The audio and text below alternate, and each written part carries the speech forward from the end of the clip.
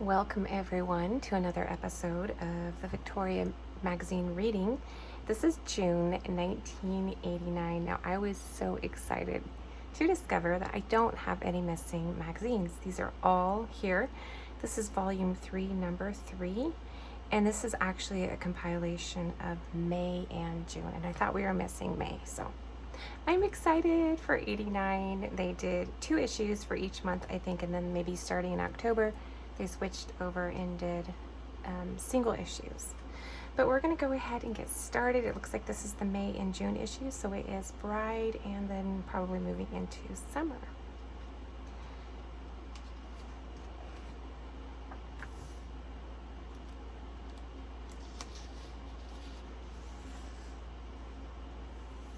These are beautiful.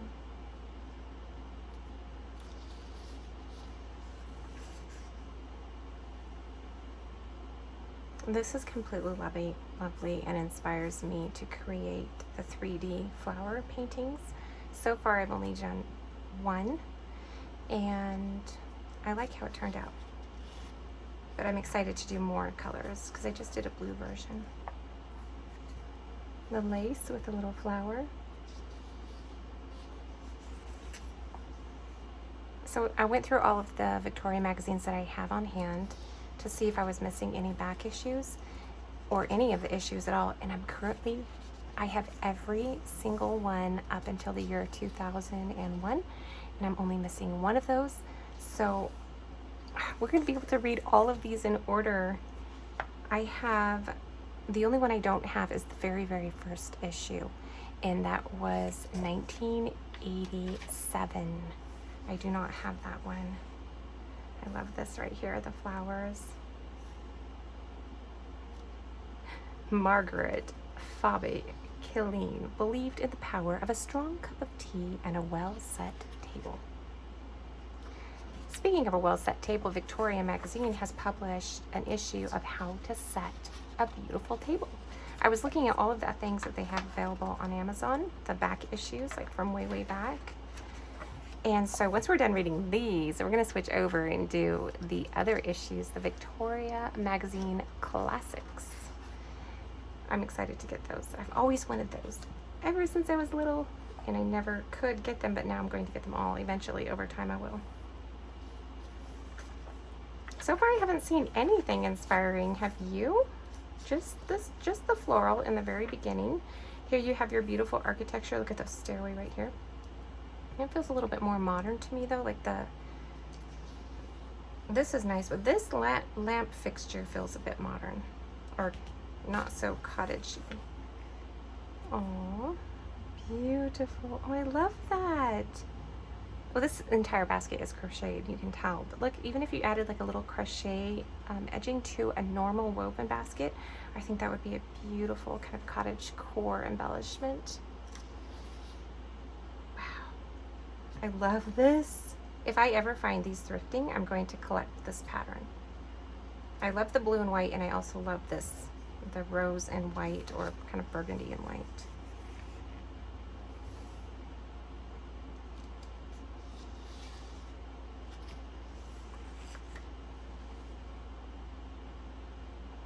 Wait, is that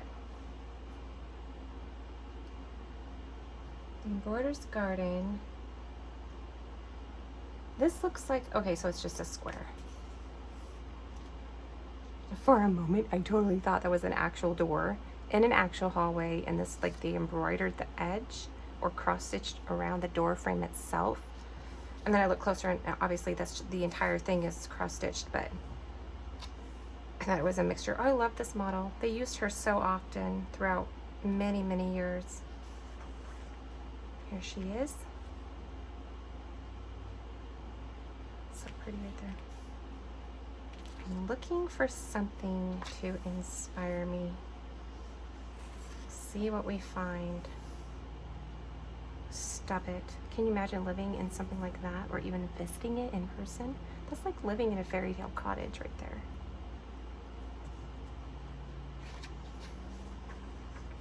All of these gorgeous yellow tones with the orange. That's a beautiful, is that a plate? It is. Oh, it has stuff on it. I thought that was like the actual pattern.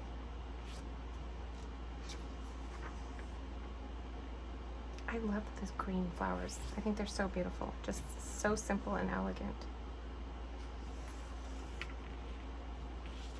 Tasha Tudor. They really featured a lot of Tasha Tudor throughout all of their magazines. I love her. I think she is amazing. Perfume bottles again. We talked about that in an earlier episode about how these are highly collectible. And I love this. The lacy, elegant, almost ethereal quality of that. And then your single flower. Look how elegant that is. It's so beautiful. And look at this style. Oh my goodness. Can you imagine how neat that would look out in the meadow?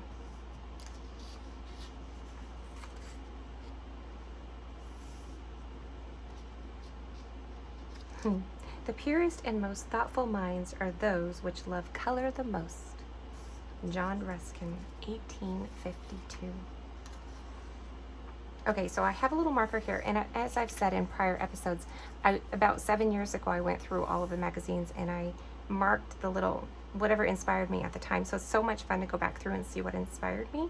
And I think it was this here, the cakes, and I've mentioned that over and over in the episodes. I love the little dainty, the cake, the lace work on the cake. It's so gorgeous. It must have been this, I think, the scroll work.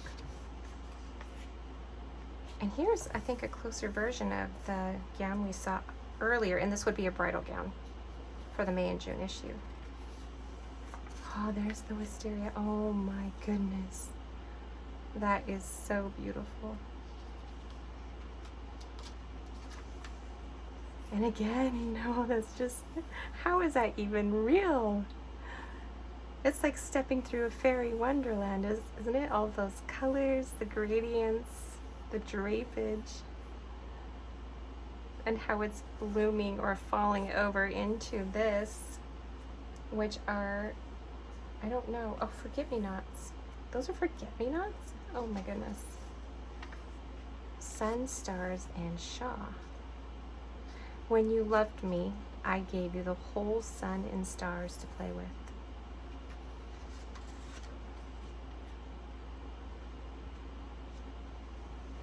Wow, it just blows my mind, the old world architecture. What a lovely tea. Now, Victoria Classics also comes out with a number of books on tea, how to pour it, how to serve it. I would love to learn all of that. What type of flower is that? I've never seen that before. It doesn't say here.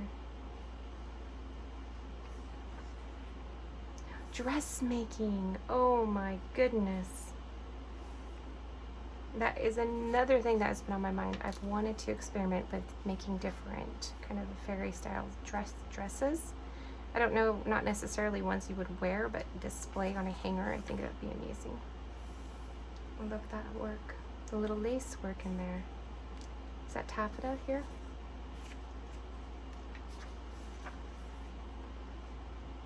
The blue willow.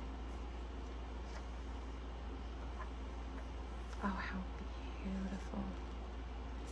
So beautiful. Let me see if I can flip this and still get it in the frame for you, at least most of it. Look how gorgeous that is. Look at all of the elegant beadwork, the puffy sleeves, and your little cap on top. That is gorgeous.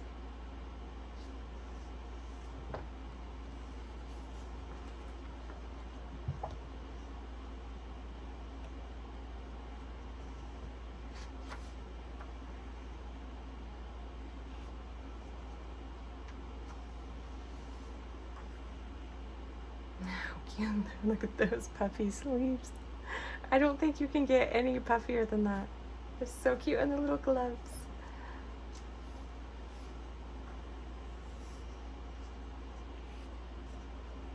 All of the different cake toppers from probably over the years.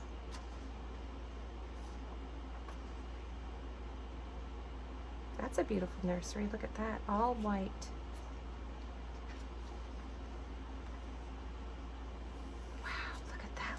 Work even over the bed.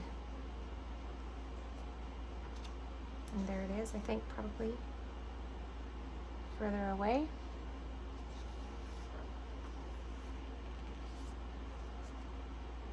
I never read a single book about gardening. I just followed my heart. I love that. It goes to show you don't need a whole lot of experience with gardening. Not if you're going to follow your heart. Apparently it worked for her. For me, I feel I would probably destroy all the flowers. I need to learn how to take care of them. An anniversary day. My parents just celebrated their 50th wedding anniversary. I'm so proud of them. What an amazing accomplishment.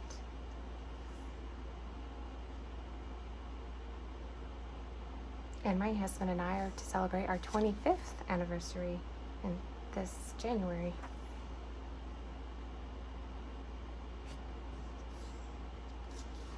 Beautiful, soft photographs. Again, the photography is softened. I love these shades. They've been showing these in the episodes lately. The shades of your peachy tones, your brown, almost a khaki sand, and then paired with the green. I just love all of those neutrals.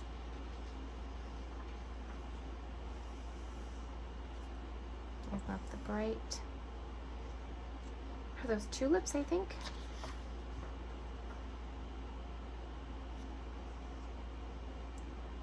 Is that a little necklace there? Well, have you seen anything that has inspired you in this episode so far? Let me know. Let me know what inspires you in the comments below. Write something. Tell me your favorite part of the magazine, the article that you enjoyed the most. These colors again. Look at the horses. A mint day in bluegrass country. It sure looks minty, doesn't it? Now, do they mean mint as in minty? Yeah, frosted mint leaves. Minted egg salad and orange cheese sandwiches, raspberry tartlets on minted crust, and scones with minted butter. I'm sure they probably have the recipes for some of those things. Minted butter, have you tasted that before? Look at the silver. Oh my gosh, that is just stunning. Paired with the horse, that's a perfect photo for that. All right, little recipes here. A mint day, yep, there you go. Orange mint mustard, lemon mint yogurt cake with frosted mint leaves. And the Wedgwood on a striped background with a straight bow. That is really cute. And more raspberry tartlets on minted crusts. Minted egg salad sandwiches. There you guys go. How about an orange cheese sandwich? No, thank you. I'll take the frosted mint leaves, please. But chocolate mint shortbread cookies sound amazing. Oh, how cute. A tiny little tea party. So cute. Oh, violets. I love violets. They smell so good. When I was a little girl, we had violets growing in our yard, and I would pick them up and smell them. You have to gather so many to create a tiny little bouquet like that. Oh, I love this. I love this. The color combinations on that one. How fun to do a decorated cake. Oh, how beautiful. That's gorgeous. Little picnic hamper with a fancy hat. I think we need some fancy hats. And here we are to the ads in the back.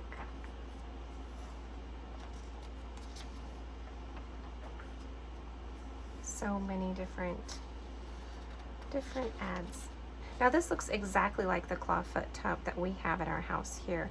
And again, like I've mentioned before, we purchased a 1914 church, which was pretty much stripped and then into like 3 solid squares kind of stacked on top of each other. But they do have the tub, which I think originates maybe from 1940s. And we still have it. And that's currently our only way of taking a shower or bath is in that little tub.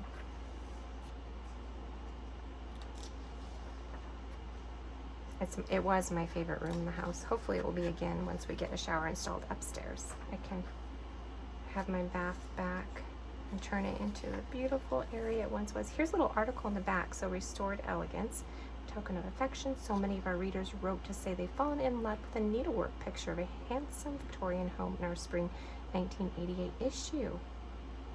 And then they created a pattern to create a similar. That's pretty neat. A mother's loving tribute to the class of 1989. How many of you out there graduated in 1989? And there you go. And that is it. So our next issue will be I think this was our May, June, so July, August issue. Let me check. Let me grab it real quick. I do have it right by me. It is August, volume 3, number 4, and volume 3, number 3. So that's how we know it does skip a month. So May, June, and then July and August. Right? Or is it June, July, August, September? What's our next issue? Nope. Our next issue is actually September, so it goes into our monthly issues right after this one. Okay, everyone, thank you so much for hanging out, and until next time, bye.